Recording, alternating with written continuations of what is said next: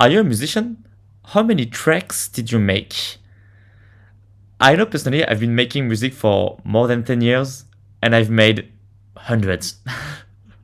As I grow older, this music gets filled with so much nostalgia. This is my music, right? It's filled with memories, with people, with feelings I had at the time. This one in particular, I love it.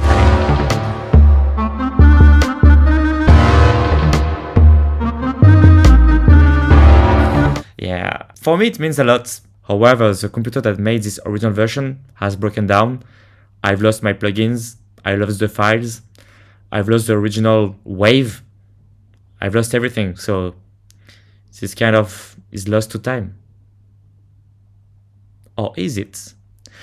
What I want to show you today is Neural Analog. Hi, I'm Nico and I'm the creator of Neural Analog. This website helps you increase the quality of your music to make it release ready. And here I'm going to show you what it means in practice for this old track of mine, which is in a terrible state. So first thing I'm going to do is to download this track using SoundCloud downloader or something like that. Okay, and now I have uploaded it to Neural Analog. It's gonna process the track. Yeah, here it is. Right off the bat, when you push it to Neural Analog, you have two helpful things. On the left, you have the volume analysis, and on the right, you have the spectrogram. Volume here is measured in LUFS. What are LUFS? It's a measure of loudness that takes into account the perception of the track, the human perceptions, because some frequencies are felt as louder than others. The higher it is, the louder it is. And usually you want to target -14. This is the standard for streaming platforms. -9 is way too much. It can be acceptable, for techno, house, but if you don't know what you're doing, like I was at the time, it's just gonna destroy your sound, add clipping and so on. This track is too loud. I've lowered it for you, but it's very loud. The second thing is the spectrogram analysis. What is a spectrogram? Well, basically it shows the frequencies through time of your music. The bass is in the lower frequencies and the treble is in the higher frequencies. And here what we see is that there is a clear cutoff at about 16,000 Hertz. This is due to the mp3 compression. Higher frequencies are removed from the original file in order to save disk space. The result is a few megabytes less, but it's also a degraded sound quality. These frequencies are not very audible, but they can be felt and they give a sense of space, of quality, of polish to your track. Moreover, here you see there is a lot of smudge, and this is likely mp3 artifacts. mp3 is not a perfect algorithm, it's lossy, and here we had some loss, right? You can see as well all the vertical lines here, mp3 artifacts. So what I'm gonna do is I'm gonna use restoration tool. There are multiple ones, but let's just use the general music upscaler. This is an AI model that was trained on pairs of high quality music and their compressed mp3 versions. And we trained a model to predict from the low quality version, the higher quality one. This is very similar to image upscalers that you must have seen on social media, where they take an old photograph and using neural networks, they transform it to make it more modern. They add colors, they add details, they make it into 4K. Same idea, but applied to audio signal. Okay, I'm gonna give it to you a listen. And what I'm gonna do is that I'm gonna switch between original and restored version so that you can hear the difference.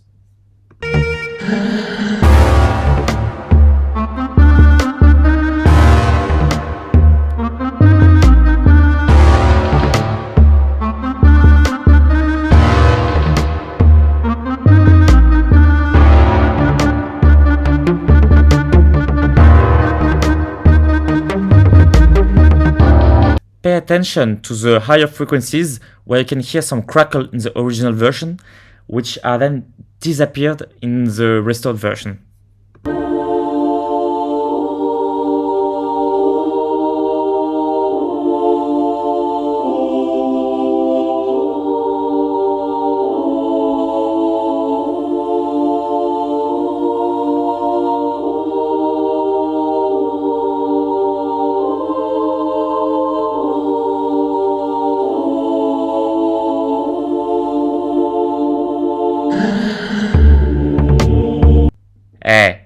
You can hear it as well. If not, put some headphones or try it for yourself on Neural Analog.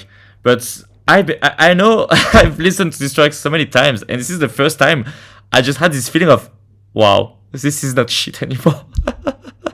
There is a big difference, much smoother, much rounder, much fuller. And you know, when you look at the spectrogram, you understand why, right? This chorus section was so damaged. There were so many artifacts, crackles, and so on. And here in the restored version, added back some frequencies. And it's not just noise, right? Because if you look at the part where there is heavy bass, hits, percussion, the higher frequencies are louder, right? It follows the signal. It has some relationship between the lower frequencies and the higher restored frequencies. It's not just white noise layered everywhere. There is some logic to it. And yeah, give it a try. Tell me what you think. If you have damaged MP3s, but you remember there was another issue with this track. Too loud. What I've done is I created a mastering tool that helps target a precise volume level. You can select which one you want, and the one that I recommend for streaming platforms is -14. I've had a bad experience with online mastering tools. Usually, you know, they put some cheap filtering, it boosts the bass, it's had a weird smile curves over your music, it destroys everything basically.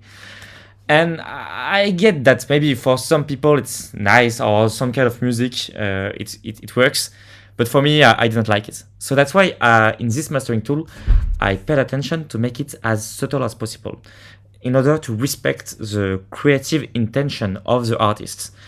It will use an algorithm to figure out what is the best parameters to reach a certain volume target, but it won't degrade too much, or it won't transform your whole mix. It will respect what is already here. It also means that if you have a bad mix, it will not fix it magically. Go back into the DAW, go back to prompting Suno or Udio or whatever. You need to get something that you like before mastering it. And try to make it not as loud as you want. Lower some of these gain settings, and then afterwards, put it inside here to increase the volume. Okay, let's give it a listen.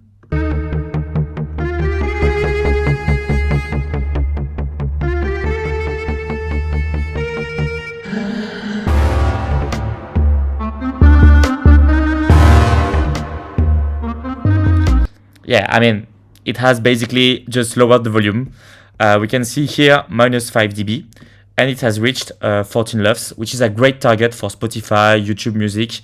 It's closer to what your listeners will hear, which is great if you are an artist and you want, for example, to release an album where you want all the tracks to have the equal loudness. Or if you are still mixing and you want to make sure that what you listen hear, they enjoy it as much as you. You are not hiding mixing issues with high volume. So this tool is pretty helpful for that. We can see as well that it has a little bit increased the dynamic range, which is good. There are other tools on Neural Analog. You can also split stems and generate MIDI. Try it out. Tell me what you think. Does it help you? What do you like? What do you dislike? And share it with me on Discord. Subscribe to this channel if you want more AI engineering and audio content. And I will see you around.